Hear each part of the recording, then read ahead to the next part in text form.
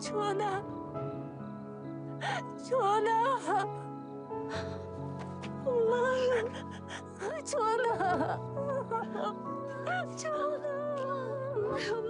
Let's get this out of the way. Raise your hand if tears came flooding down your cheeks when Ji-yoon and her mom reunited for a fleeting moment. Although it was all in her head, that moment of yearning nearly tore us to pieces. A true reflection of what Ji-yoon truly desires.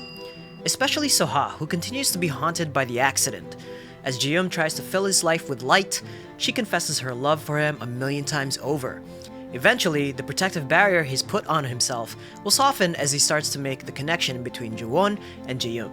Every moment he spends with her, the more and more she reminds him of her. She is her after all. And in terms of Ji-yoon's true desire to reconnect with her family, it might be dangerous for her to flat out tell them the truth. As we get glimpses of her past lives, there's more pain than happiness when you try to reconnect with a past loved one. But as she gets closer with her sister Cho-won, her mannerisms and personality is also reminding her of her sister.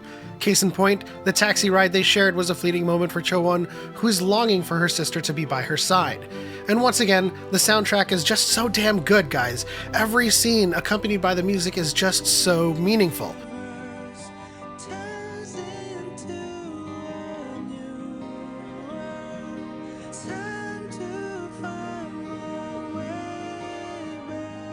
But there's a huge twist in the story.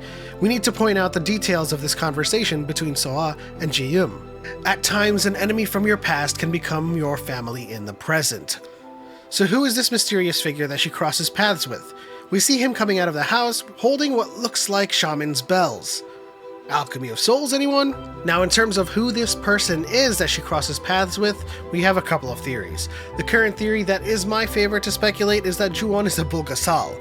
Alright, I mean immortal, and there are those out there who hunt these immortals. She talks to Egyoung about having their life cut short because they might have been murdered, explaining why she was reborn in the next life too quickly. This leads us to believe that while Ju-won is an immortal who can reincarnate, there are those who believe them to be evil and hunt them. The person she walks by may have something to do with her murder as Ju-won, and may be on her tail in this life to continue their mission.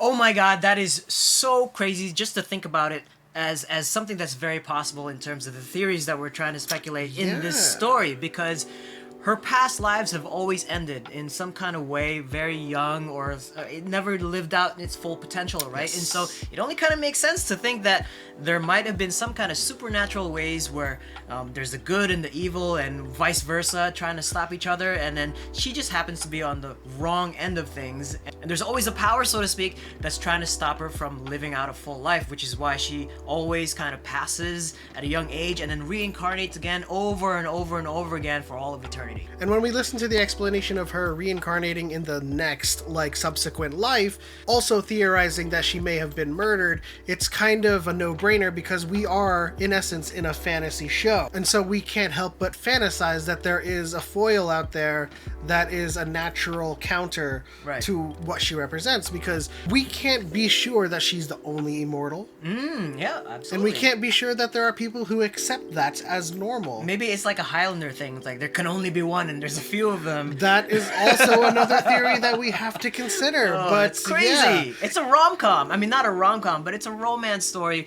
with a supernatural twist. But the thing about this show that makes it so compelling is the fantasy aspect. Yes. So you watch a lot of rom-coms and budding romances that just are about people who look at each other and fall in love at first sight. Yes. But this one has such deep-rooted memories on both sides. One that remembers everything from the past, and the other that is holding on to what happened in the past. Oh, that is so incredible. But I think what could be very possible here is, yes, there are good and evil and there's supernatural ties to anything that's happening with Ji-yoon, but I think it has something to do with passing over knowledge and passing over all of these secrets from one life to the next. And it could have started with good intentions, but it ended up being lost in the shuffle some way. There are people that want to preserve this power, but want it for themselves, for their own benefits. But somewhere down the line, it went awry, and it didn't go according to plan. And for some reason, it just became this person, Ji-yoon, who keeps reincarnating, and her mission was lost in the shuffle. And this mysterious figure with the shaman's bell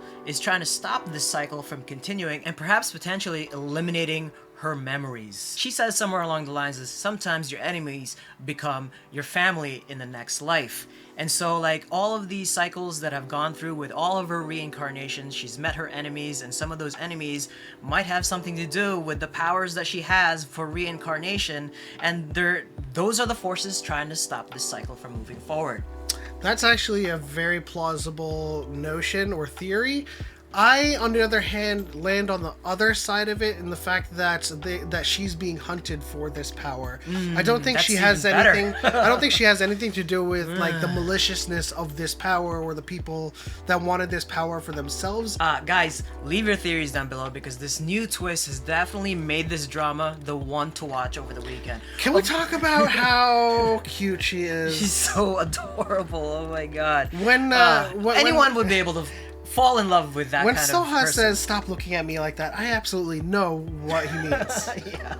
Yeah, it's just head over heels, and it's just so amazing. This is the drama to watch in the weekend. I'm enjoying King of the Land as well, but that is, straight up rom-com type of it's more drama. But this one has the supernatural ties to it, which if you know us by now, this is the stuff we are into. But again, leave your theories in the comment section below and let us know what you think about 19th Life. That'll do it for this video. If you enjoyed it, please leave a like, subscribe for more videos, and as always, this is what we're watching this Sunday. We'll see you all in the next one.